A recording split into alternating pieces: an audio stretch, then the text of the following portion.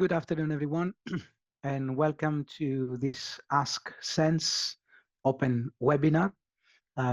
Today's webinar is on the collaborative projects competition. I am Fragiskos Filipeos. I'm the director for the South and East Network for Social Sciences and also a professor of international business at the University of Essex. Today's webinar will be recorded, and we will be putting the recording on the website for those of you that you would like to review it, but also for those of you that you were not able to come and join us live. The main purposes of this webinar is twofold. First of all, is just to give you a sense of what SENSS stands for and this particular competition, but also give you a good opportunity to ask any questions you might have on the scheme or your applications or the overall process. So for the purposes of the recording, I'll have to say that sometimes I will be looking towards my site where I have the chat function open, where you can post your questions, and I will be reading out some of those questions just to make sure that they're picked up in the recording.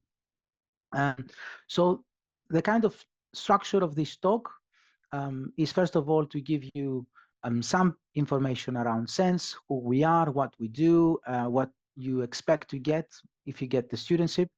Then talk a bit about the collaborative projects, share with you the profiles of the students that are currently undertaking collaborative projects, and then share some of the thoughts I have in terms of the competition.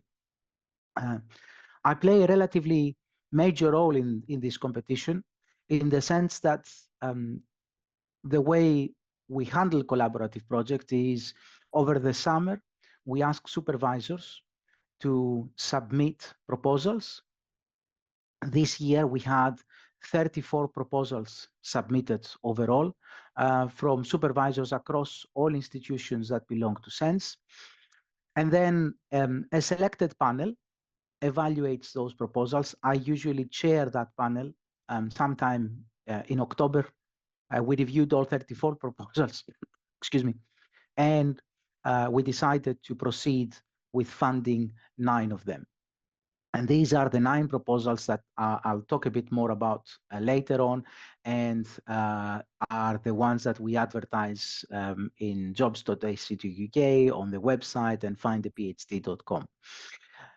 These proposals now are inviting applications, and what will happen is after the deadline of those applications, the supervisory team, which is effectively the 2 supervisors and the supervisor from the collaborative partner, will be shortlisting candidates and will be inviting candidates to interview. The interview panel will consist of the 3 supervisors and myself as a member from SENSS representing the consortium. And we will be making decisions that I will be then presenting to the management board of SENSS for verification. So we expect studentships to start in October 2025. I have been involved in this competition over the last 7 or 8 years. So I've seen quite a lot of proposals, quite a lot of projects, quite a lot of applications. And what I will be doing later on is I will be sharing my kind of advice in terms of the do's and don'ts with regards to this competition. Let me start, though, by first of all, giving you some information around SENSS and who we are and what we do, calling it making sense of SENSS. So SENSS is the South and East Network for Social Sciences. We are one of what we call the Economic and Social Science Research Council doctoral training partnerships. There are, including SENSS, another 14 across the country, 15 in total. Most of the doctoral training partnerships have some form of geographical connotation to them. If you want to find out all the other TTPs, I've got the link there. And we receive funding from the ESRC and on an annual basis, we use that funding to award studentships. And the studentships are effectively two forms. One is collaborative studentships and student-led proposals. And also we have every year around 4 postdoctoral fellows for PhD students that will be have finished their PhDs and they want to move on to the academia. I've got a very quick question there. The answer is yes. The recording will be made available on the website where there was the registration link. The recording will be made available over there. Every year, we basically award approximately 40. Last year, we were able to award 41 studentships.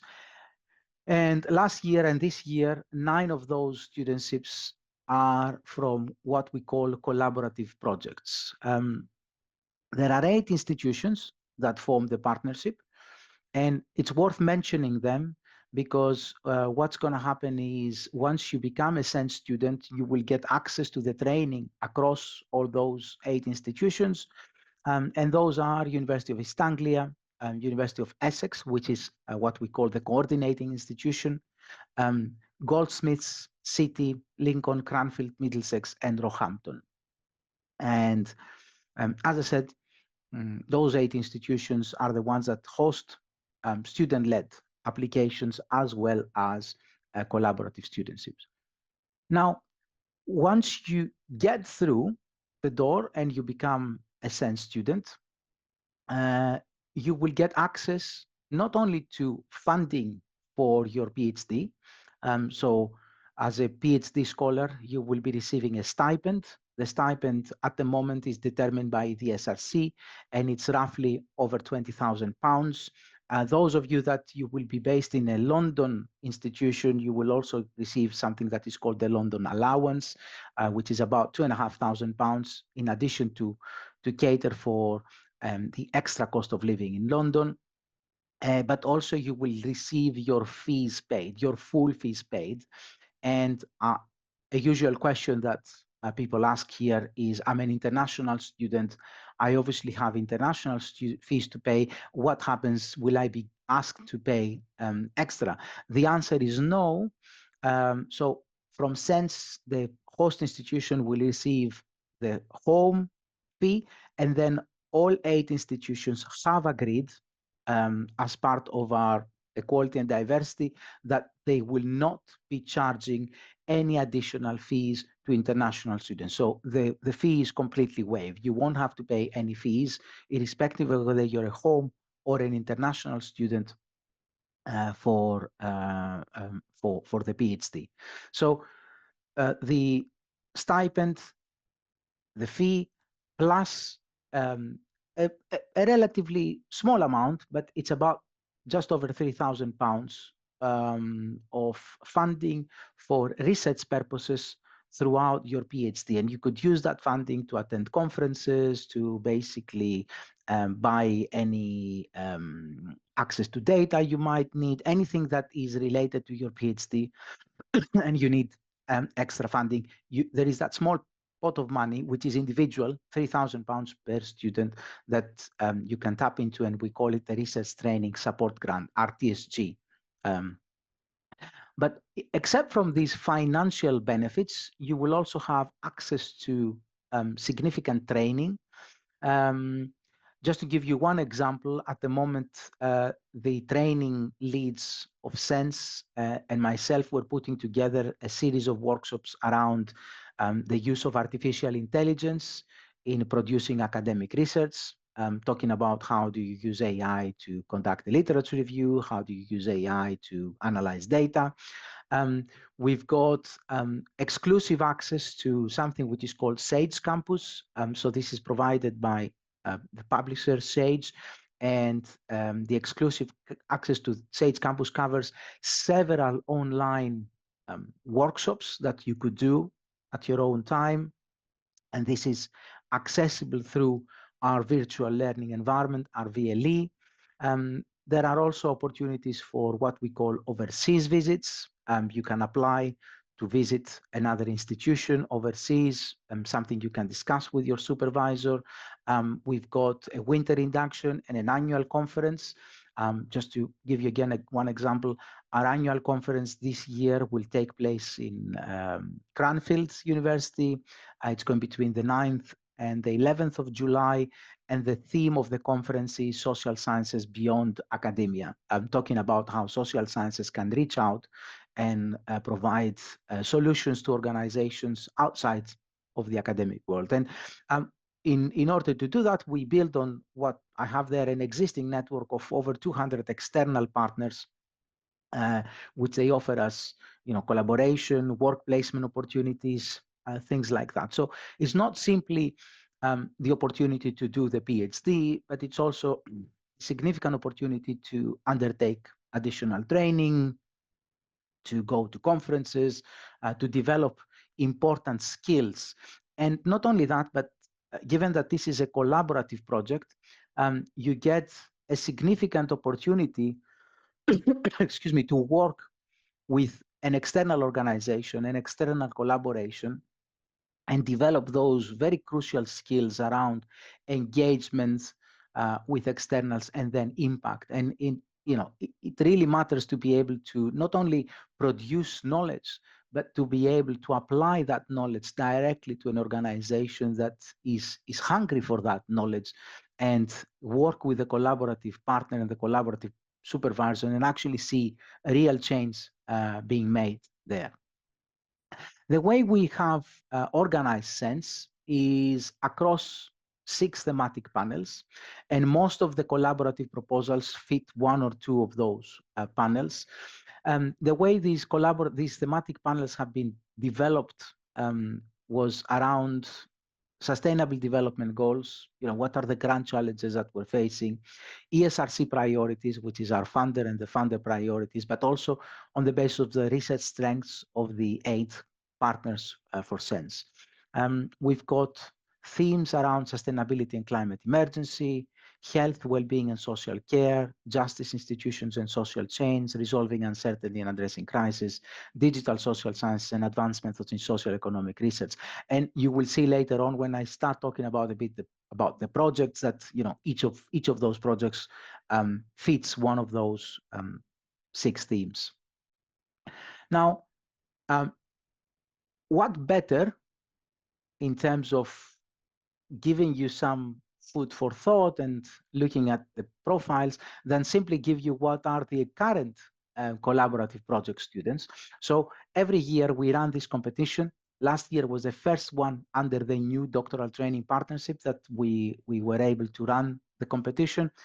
So I've got there the 9 peers who are currently undertaking collaborative projects, just to give you a sense of what kind of projects we are funding. You can see there Jonathan Cook. The project is under Justice Institutions and Social Change, and the project is understanding the use of evidence in civil service policy making. The civil service is actually a collaborative partner on that one, and it's a very interesting project because it's actually a real application of a collaborative element. So the project is trying to figure out how the civil service is actually using academic evidence and how that can be incorporated. Deborah is based at Cranfield under the Sustainability and Climate Emergency. She's doing a community-based co-design of small-scale wastewater systems. It is with Scottish Water, this collaborative project. Actually, if you go onto our website and click on Deborah's profile, you will see a small video there that we did during the student induction. Mazen Salama is another Cranfield student. He's doing a project with Caden Gas on determining the potential of hydrogen towns. We've got Natasha Hill under the Sustainability and Climate Emergency. She's doing a very interesting project with Rachel Carmenta around tropical wildfires and how those tropical wildfires and the discourses around those wildfires can contribute towards more effective and equitable governance. Emma Monkman at Middlesex University is doing a project with FLODRE, looking at flood performance certification. Saul is working with Diana Omiji at Goldsmiths around creativity, curiosity, and professional artists in schools. The collaborative project was with an organization called Curious Minds that effectively evaluates, the way creativity, curiosity is being enhanced and fostered in schools through the use of professional artists. And the last three students Jennifer Lomas at the University of Lincoln with Anna Tarrant as a supervisor. And Jennifer is looking at compassionate and father inclusive support. It's with several fathers groups that is this project together. And they're looking at, how young fathers can be supported in the early stages of their fatherhood. Valeria Kudyakova at City under health, well-being, and social care, looking at the intersectionality and identity, gender identity and ethnicity in autism and personality disorder. And finally, Ziking Zhang under the sustainability and climate emergency. It's a project at the University of East Anglia together with Fisheries UK, looking at the sustainability and resilience of the UK fishing fleet. So these were projects that we funded last year. Actual people that are currently undertaking those projects, having gone through the same process you are actually thinking of going through this year. We have a very, very interesting set of proposals this year. Again, I can spend hours talking around each one of them because I have reviewed every single one of them and I have chaired the panel that has evaluated them.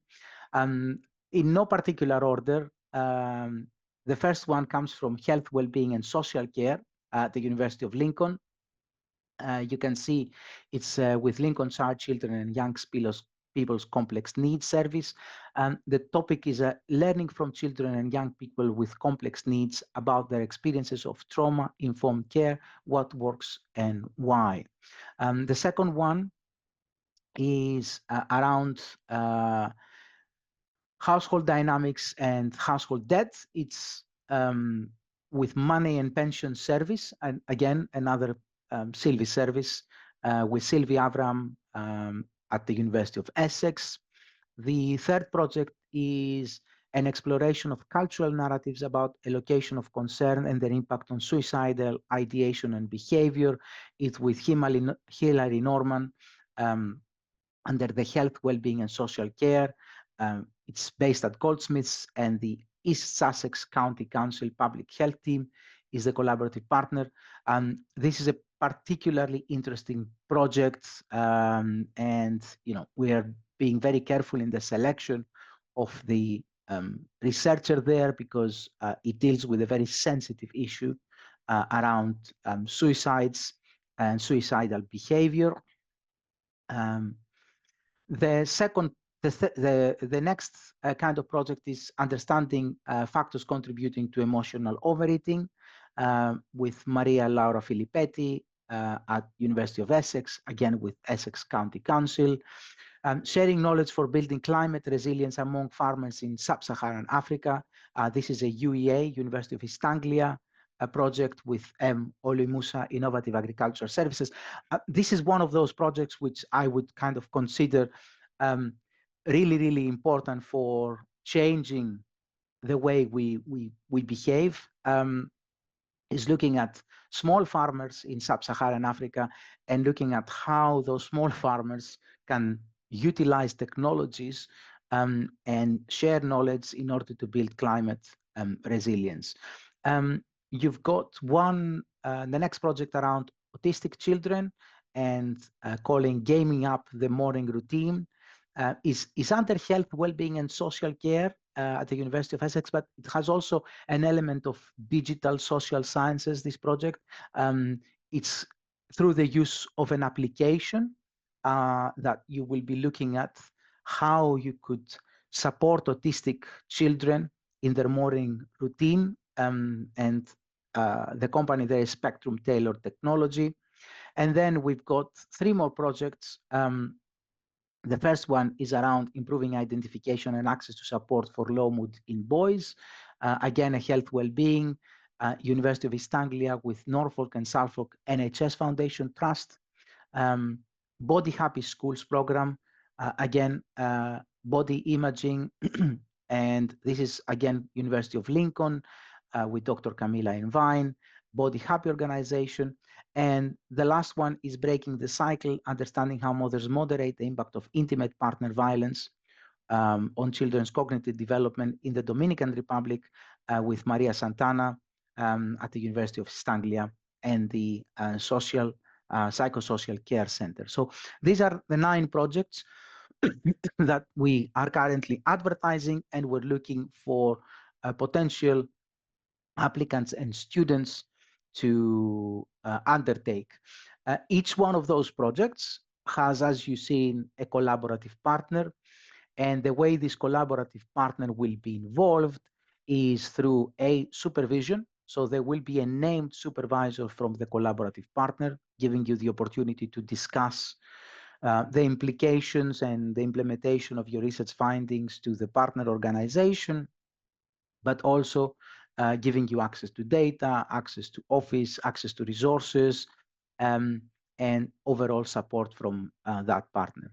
There will be 2 more supervisors at your home institution, and the 3 of them will form the supervisory team that is effectively going to support you throughout your studies. A lot of those projects, despite the fact that they have a named collaborative partner, they might have other multiple partners behind them, and the main collaborative partner is the one that will do kind of the coordination of those additional collaborative partners. Now,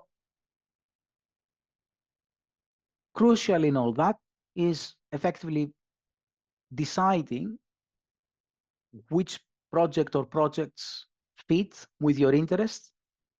And I'm saying which project or projects because there is no limit on the number of supervisor-led applications you can make.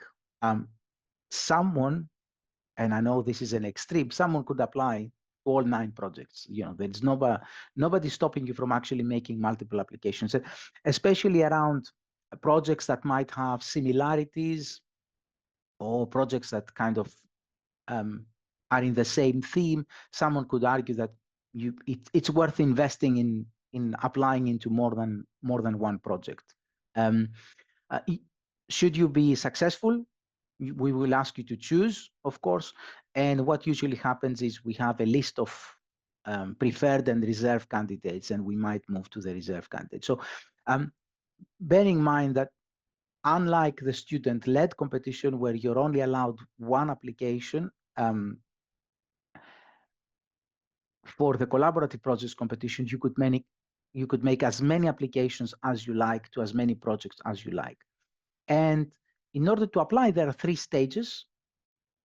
First, you need to contact the potential supervisor, checking your eligibility, apply also to the university where the research project is based, all that information, and whether you need to make a formal application before you apply to SENSS exists in the individual project pages under the SENSS website. We have individual micro pages for each of those projects, telling you exactly what each project is looking for in terms of the candidates, the applicants, and what the expectations are.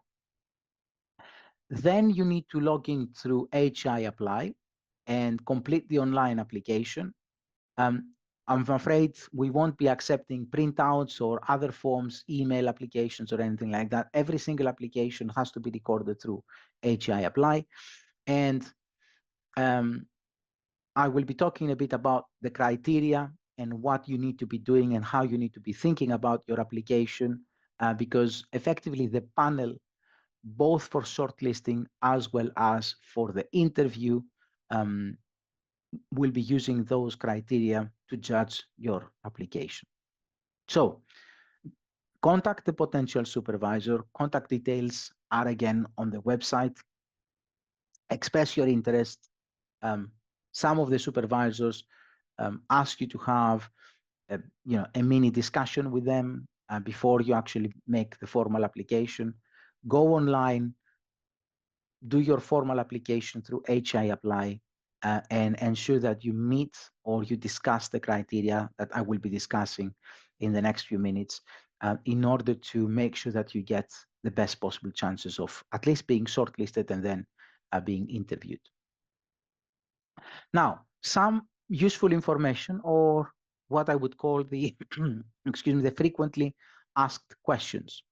A lot of times people ask, oh, I don't have a master's degree. Can I still apply? The answer is yes. We would expect good undergraduate students to be able to apply for collaborative projects.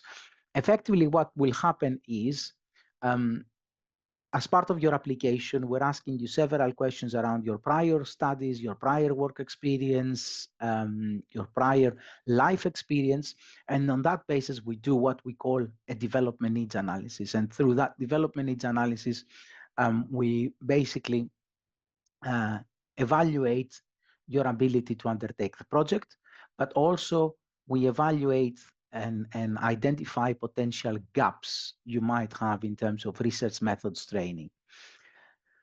So if you don't have a postgraduate degree, if you don't have a master's, you come straight from your undergraduates, we will be able to offer you the opportunity to undertake a master's before you start your PhD. So the minimum length of the award is going to be 3.5 years. It covers 3 years for the PhD, 3 months for some additional training, and 3 months for an integrated placement that you will do with the collaborative partner. And the maximum is 4.5 years for someone that basically does the 3.5 years and undertakes a full master's program. One of the things that I need to highlight there is, no matter how much you are awarded in terms of length, you need to complete and submit your PhD within your funded award period. So if you're awarded the 3.5 years, you must submit the PhD by the end of the 3.5 year period. And this is a slight change, kind of a change, not a slight, a change from what used to happen before, where the SRC would allow us to have at least an additional year of write-up.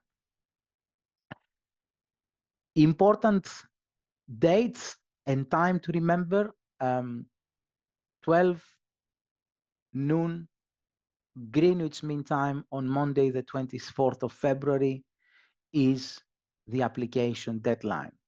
And I'm stressing here, given that I see several international students among the audience, that it's not your local time, it's 12 o'clock Greenwich Mean Time. And we do that to avoid any kind of confusion across time zones.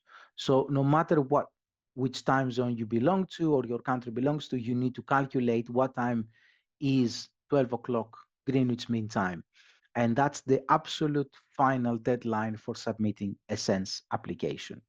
And then, of course, if there is a separate deadline for an application to your home institution, this is noted on the individual micro pages for each of the projects. And of course, if you're unsure, you could always contact the supervisor or the operational lead at that particular institution.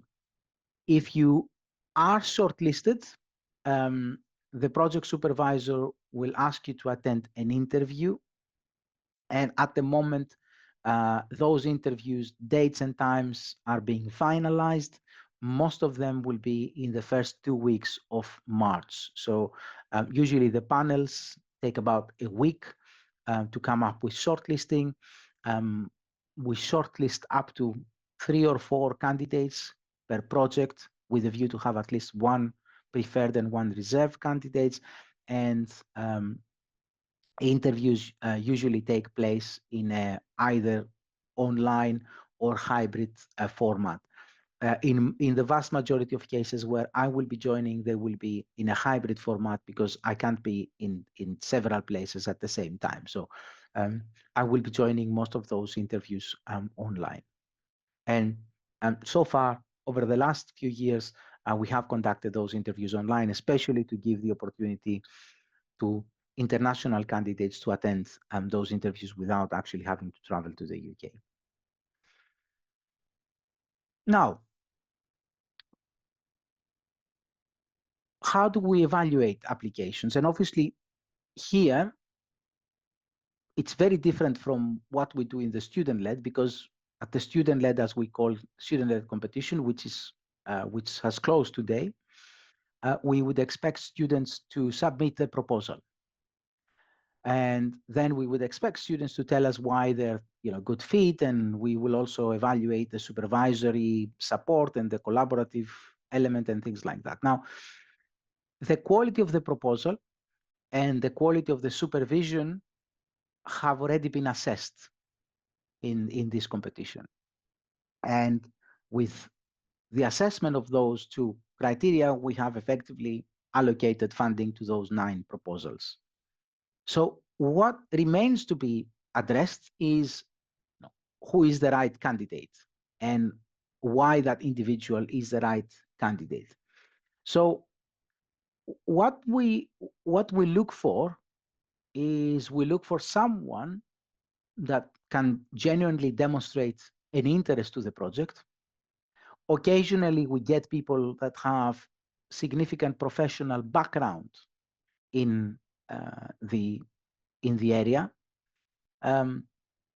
We also expect someone who has and can demonstrate preparedness and potential, that they might have done something similar in the past as a project, and of course that that individual has also thought about their training needs. So it's almost as if what you're saying is, I look at myself and I do a self-reflection about my skills, my needs, and this particular project, and what I'm able to elaborate and discuss is my training needs. So even if I have some gaps, and we wouldn't expect someone not to have any gaps at all, even if I have some gaps in terms of my training around social sciences, around this particular project, what would be my training needs? Have I identified them, and have I thought about how to cover them? So in reality, we're looking for 3 things. We're looking for someone that can demonstrate their interest and willingness to undertake this project. You could do that by talking about your life experiences, talking about your background. Someone who has demonstrates potential and preparedness, and you could do that through your past academic records, your professional life, or even your life experience again. And also someone who has thought about their gaps, their training needs, and they can tell us a bit more about how they think they can then address those needs as part of the project. So effectively, in terms of the evidence, we would expect someone that has a basic grounding in a substantively relevant discipline. Some of these projects are psychology-based projects, so we would expect people from behavioral economics, psychology to be able to apply. Tell us about your interests and how those are linked to the collaborative setting. Then in terms of the preparedness, evidence of achievement, progression, potential of the studies to date, and relevant experience and or interest in research beyond academia. Remember, this is not simply an academic project. It has a collaborative element. So you need to demonstrate, whether, for example, if someone has done some voluntary work and they have engagement with stakeholders, this is something quite interesting. They should put it in their application. Any kind of additional work you have done, especially extracurricular, not necessarily within your studies or even as part of your studies, if someone has done a placement or an internship in their undergraduate degree. That's something you could put there because it demonstrates your ability to engage with external organizations. And then, of course, how you see yourselves fit with the plan for supervising, what are the methodological demands of the project and therefore your training needs, and how do you see yourselves kind of shaping the placement. So a lot of these projects have intentionally left scope for the students to shape them in a way that fits them. And one of the interview questions that we usually ask, and it's quite important to remember, is imagine you are successful in securing this studentship. How would you make the project your own?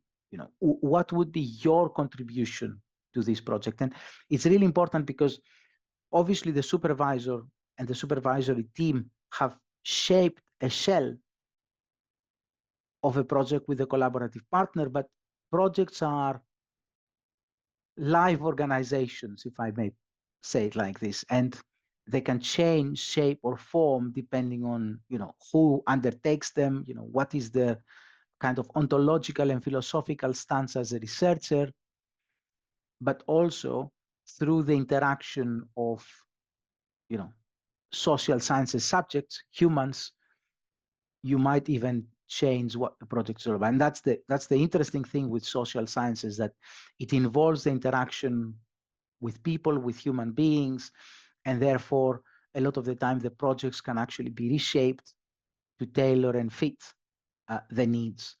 And therefore you need to think, if I was to be a researcher in this project, how would I make it my own? How would I bring my own spin into that? And of course, there will be a negotiation with the supervisor, but equally, it demonstrates your ability to think independently, which is something which is quite important to demonstrate here, the ability to think independently, exactly because these are projects that have been selected and we're not now questioning whether it's a good or bad proposal, but we're looking to find who's the best candidate to undertake this proposal. So the next steps is, once you've made your application, it will be assessed by the research project supervisory team and the collaborative partner.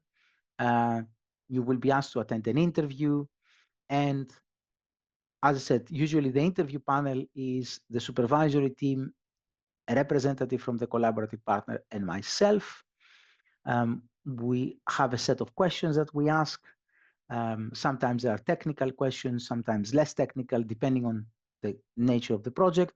And then what we do is we have a reserved and a preferred candidate, and we recommend those to the SENSS management board. Currently, if I remember correctly, the meeting for that board is 2nd of April.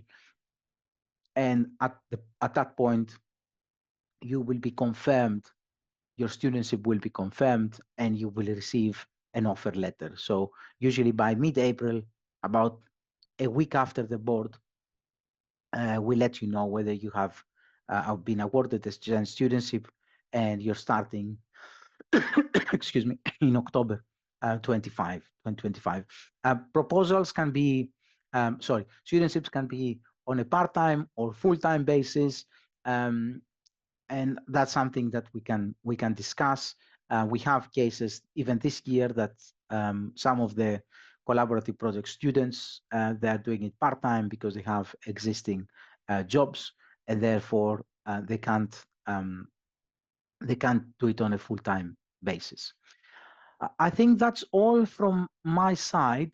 I can open it to questions if you have, and we could have it in two ways. You could either put your questions in the chat or come on mic. I'm happy. Navisul is the first one, has raised their hand. Yes, please.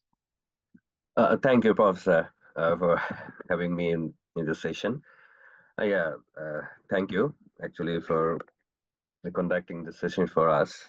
I have got answers for a couple of my questions, but one particular confusion. Uh, if I go through the PDF file shared by the SENSS uh, regarding the application process, actually in section 4, there's something stated that just hang on to me for a second, please. Can you hear me, sir, Yes, properly? yes, yes. Yeah, thank you. So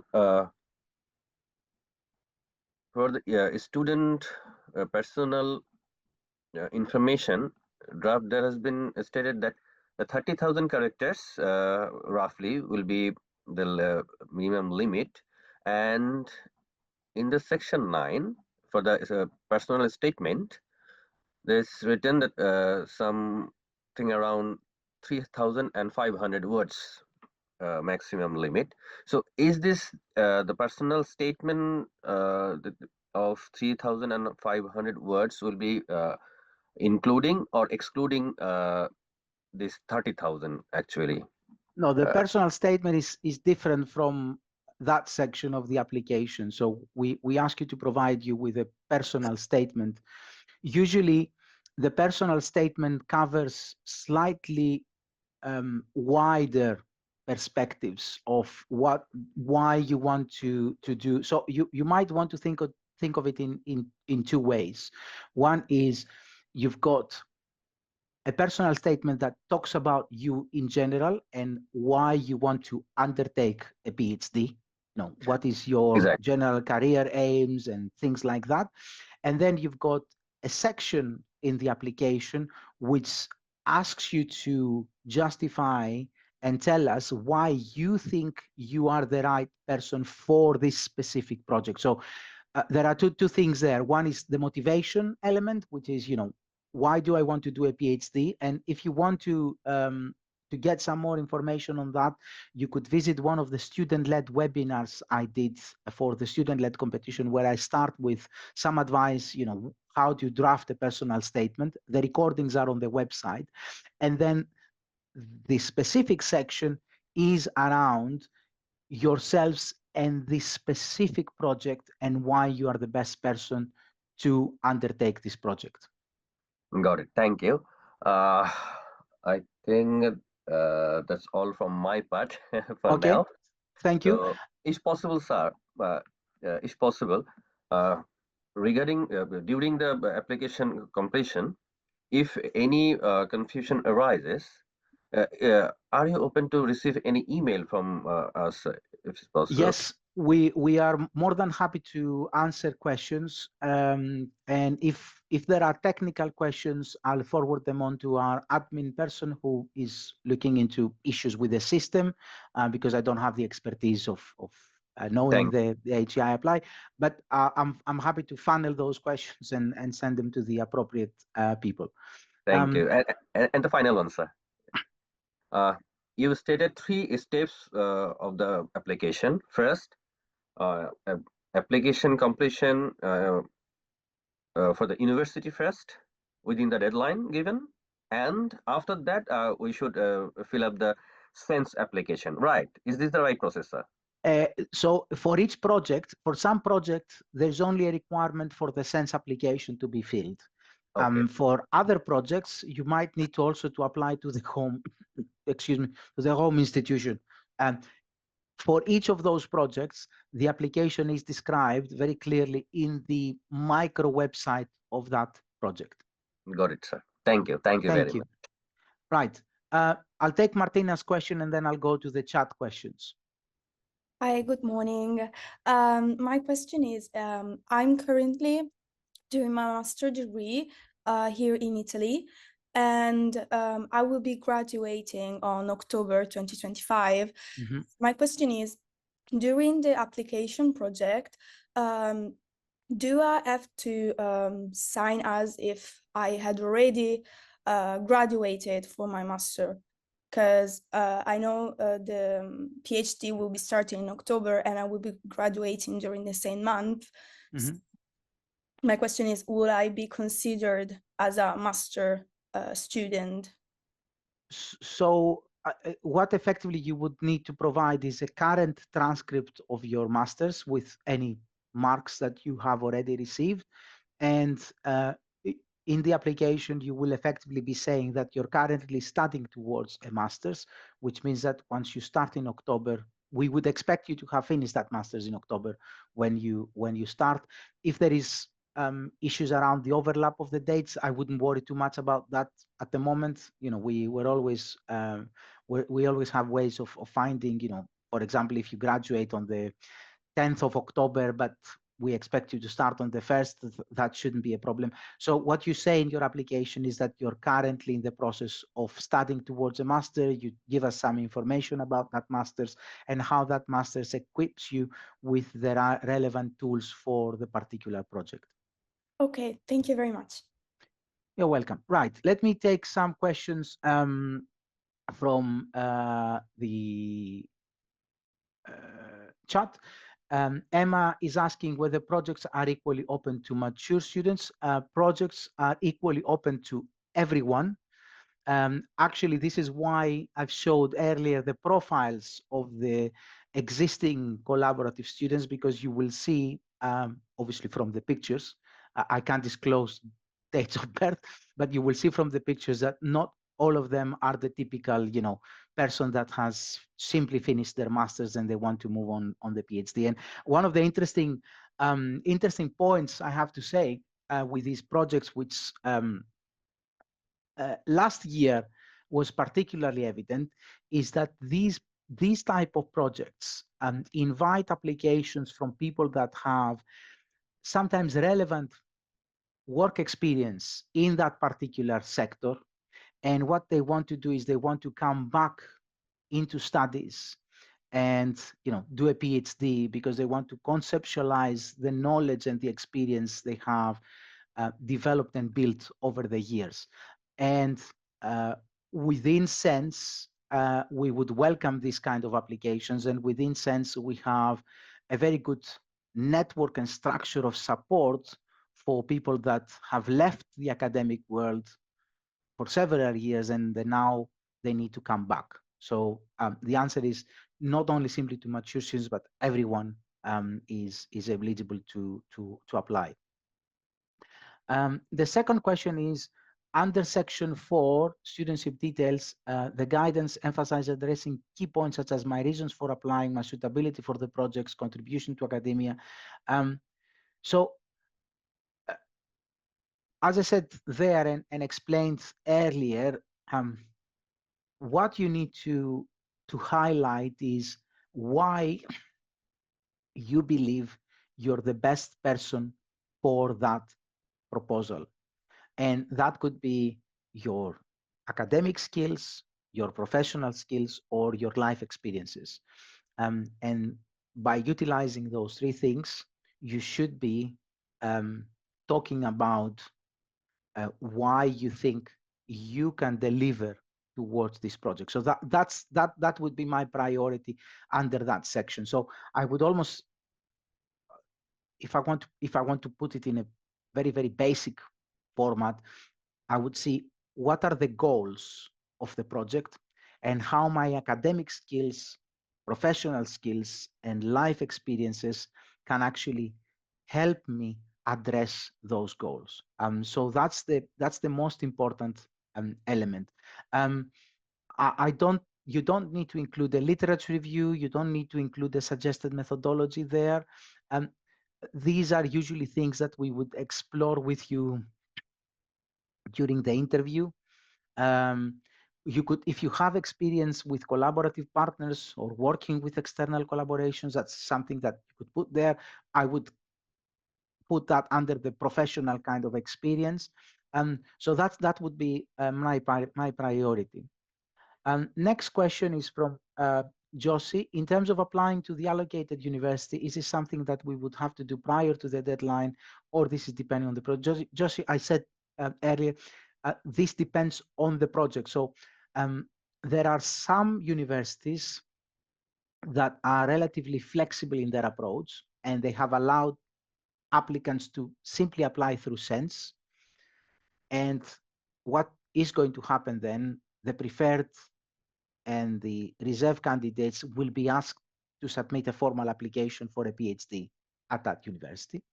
And there are other universities that have a much more stricter procedure, if I may say so, which means that you need to apply to that university and at the same time apply for SENSS.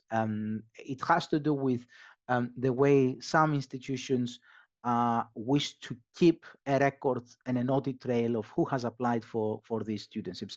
The information for that is under each of the web pages, the micro web pages for each of the projects. Drew is asking two questions. If a master is needed first, is there a set one we would complete or we could choose? The answer is there's not a set one in essence. So what we would do there is myself and the supervisory team, we would look at your application and we would identify the most appropriate masters for you. Most of the time, this would be something like an MRes, a master by research in social sciences, which will give you the opportunity to develop social sciences research skills, but at the same time, tailor some of the assessment to your individual project. So we wouldn't expect you at this stage to tell us which masters, unless of course you have a preference, which you could always put, but we wouldn't expect you to tell us, which masters you think you need to be doing. The funding for completing it part-time works in exactly the same way as it would for full-time. So just to, first of all, start here by saying that the minimum part-time allowed by the SRC is 50%. So the minimum amount of time you should be spending on the collaborative project and the PhD should be 50% of your time. You could spend 60, 70, 80, 90% as, on the project. You can't, though, have an employment which basically is at 70% and then spend 30% on your PhD. So that's one important thing to consider. What effectively happens is if you, for example, go for 50% and 50% employment, your stipend and fees will be calculated at the 50%, and then on a monthly basis, you will be receiving half of the usual monthly stipend that is for a full-time student.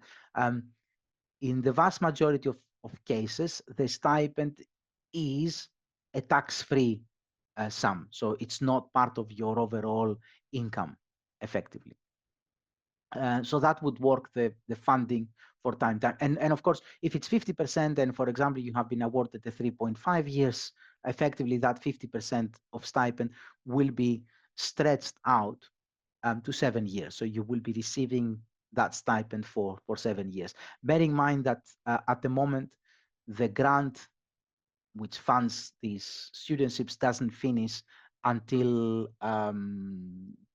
2035, effectively. So, there's plenty of time for you to undertake it part-time. The next question is, if we are a current student at the university project is based, do we have to apply to the university again or only SENSS? So the question there is whether you are a current PhD student. If you're a current PhD student, it means that you have already received admission to a PhD program, which means that you don't need to apply for admission. You can only apply, you only need to apply for SENSS. If you're undergraduate or a postgraduate student only, and you're applying for the PhD to become a PhD student, then you would need to make both the SENSS and the host institution application. So that would be my response. Gabriela is asking whether I can share a rough estimate of expected historical number of applications received under this program. Gabriela, very tricky question. I can say a couple of things. First of all, I can say that there is significant differences between projects. So in the past, there have been projects that have been extremely popular.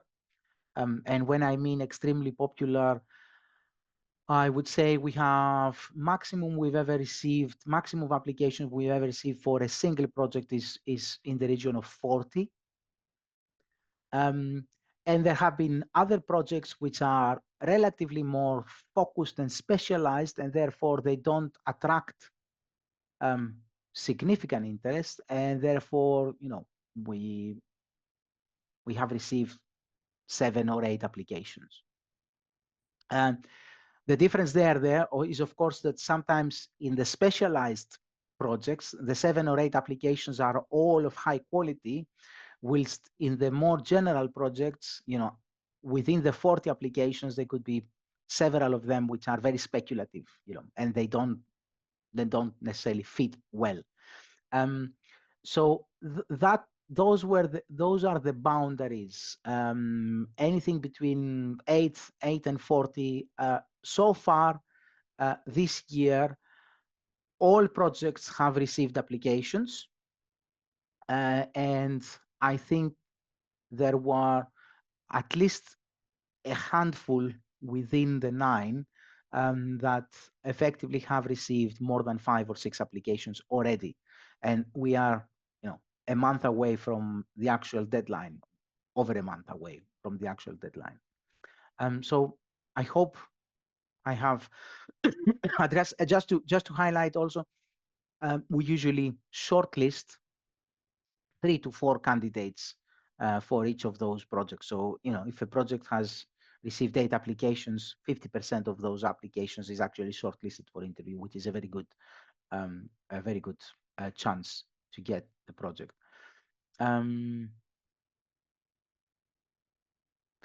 Right. There is a question about where can we find examples of successful personal statements.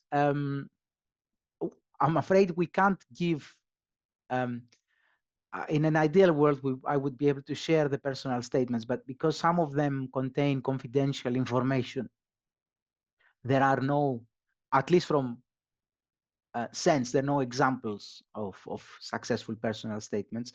When it comes to successful interviews, what I was planning to do is I was planning to create a mini video around tips for a successful interview and the type of questions we ask, especially to support people with neurodivergent conditions in their preparation for those interviews. And we will be posting that on the website. So please look out for that. It will be very close to the deadline for those projects, that mini video.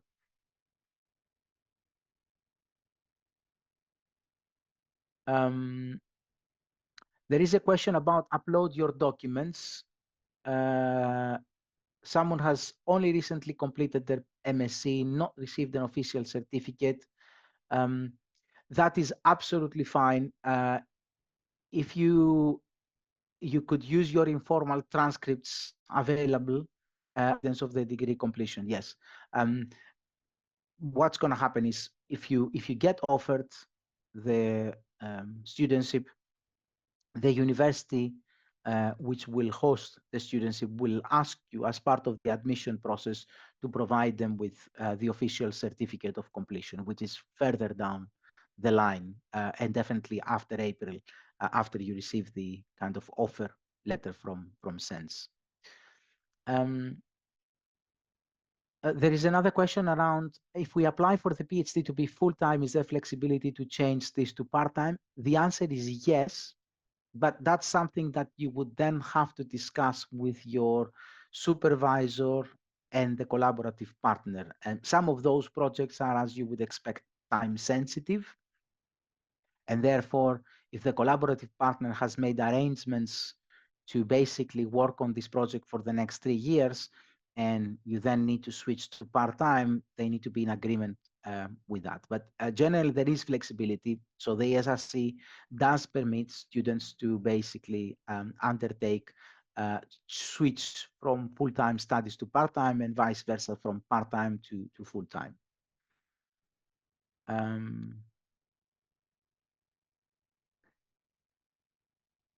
Samuel, yes, it is possible to apply.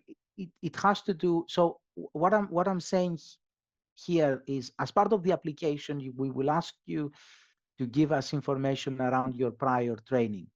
And on that information, the base of that information, we will be then designing also a training plan for you together with the supervisory team. So people with different skills, they can apply for every single project. I think I've addressed all the questions in the chat.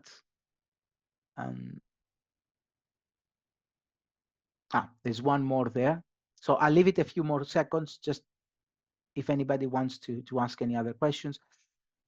In the process of approaching the supervisors, can we expect to be able to have a conversation with them? Yes, it is. It is possible to have a conversation. Remember, supervisors would like to recruit the best person for the proposal. So I would expect them to engage with applicants in this process and offer this conversation. You know, you could get, it's also a good way of establishing rapport with that supervisor and supervisory team. So yes, it is, you should be able to have a conversation with them online, virtually, or if you're already based at that institution, on a face-to-face basis.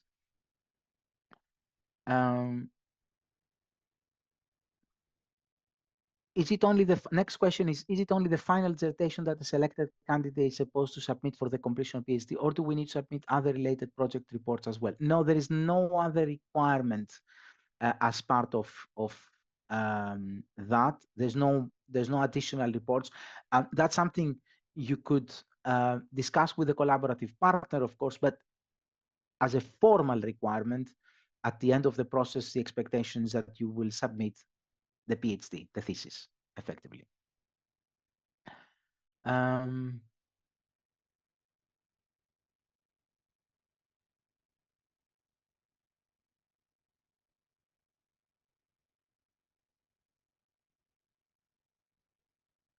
So Samuel, if you contact the supervisors, she said that you can apply, that is fine. If you need to apply for that institution, that information will be on the microsite of that project, and it will give you that information whether you also need to apply for the university or not. As I said, several institutions require you to apply only for SENSS. Other institutions require you to apply for a PhD place as well. So look at the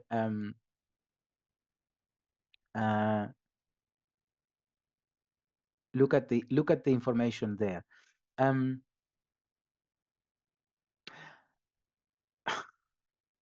Paige, interesting question. Paige is wondering why it has changed to not allow a year's extension. Well, it's not an extension, effectively. We used to have a write-up year, and it is still an open conversation we're having with the ESRC as directors of training partnerships.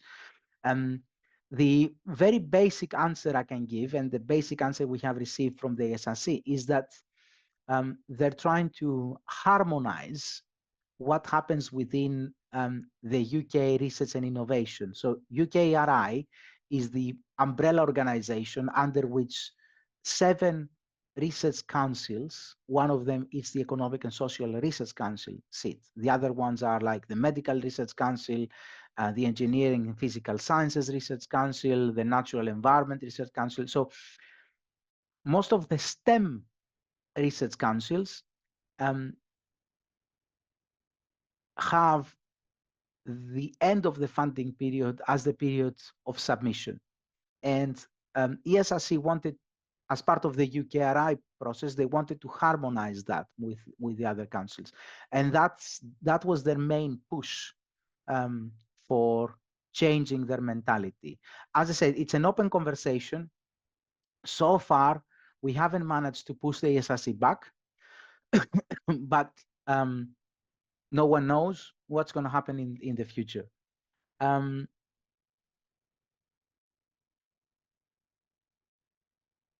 If I have ESRC, Gabrielle is asking if I have ESRC research modules approved as part of a different postgraduate program I undertook a while back, would this module be revalidated?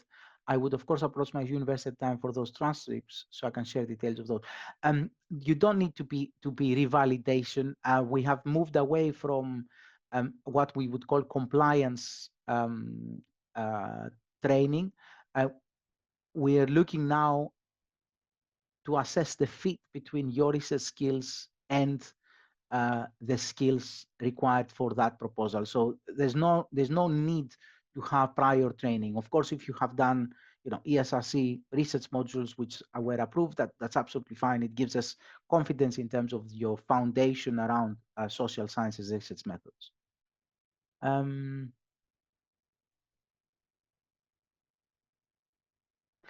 So Josie is asking where, because remember what I said is if you want to get a bit more around the personal statement, there are a couple of videos on the main website. So where you will find on those videos is under the student-led competition on the SENSS website. In the first 3-4 videos there, 3-4 videos in terms of timings first, I start the webinar by talking about why do a PhD, what are the motivations of students doing a PhD, and I think that's useful information. You could kind of review that for your personal statement. It gives you enough material there to reflect on in order to write the personal statement. So if you go under the student-led competition and click on the first or second recording, which are available there as webinars, and review the first, I don't know, 10-15 minutes, you will see from the flow. I start always with a section, why do a PhD? What are the motivations behind doing a PhD, which I think is a good foundation for your personal statement. Drew is asking, what is the expected usual split of attending and working in the university and working remote? This is not even university specific, Drew. Is actually something that you need to establish with the supervisor. Most of the time, the expectation is that you will be engaged. And in terms of SENSS related physical presence, there is one event in October, which is the winter induction that we would expect you to attend. And then usually we would expect you to attend the summer conference, which is in the middle of July. So these are the two main SENSS related commitments that you will have to do face to face. I know that a lot of the supervisors now are doing online meetings. Some of the collaborative partners are located abroad as well, and therefore that's the only way you would be able to do, collaborative partner supervision meetings. So generally, that's a discussion you could have with your supervisor and how that supervisor-supervisee relationship will work. So there's not even a rule of thumb there to say, 3 days a month you would expect to be in some form of office.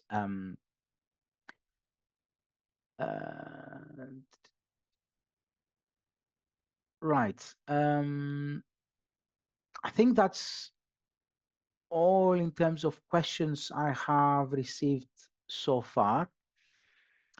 As I said, I will be posting, hopefully by tomorrow or in the next couple of days, the recording of this webinar. Please reach out to supervisors to engage with them. It's better, to have a discussion and a conversation. You will get a better feel about and around the proposal as well. So it's quite crucial. And should you have any other admin questions or academic questions, there is one more webinar we're hosting, which is going to be in the evening in the next few weeks. I'm going to be covering very similar materials during that webinar and opening it up to questions. But if you have a burning question that you would like to ask during that webinar, you could always join late.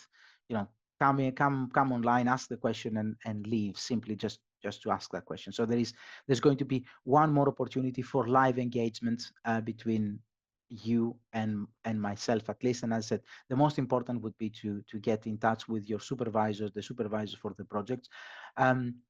Good luck with your applications. I'm looking forward to seeing some of you during the interview process. It's always nice to meet new people during the interview process, and obviously some of you should you be successful during the induction. Thank you very much for your fantastic questions and your attendance today.